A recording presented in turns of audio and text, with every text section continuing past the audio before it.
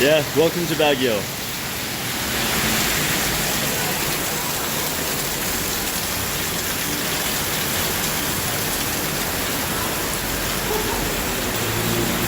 And this is Bay Leaf. The bottom of Bay Leaf is flooded right now, so we're eating up here in the entrance. And this is Brian, who owner of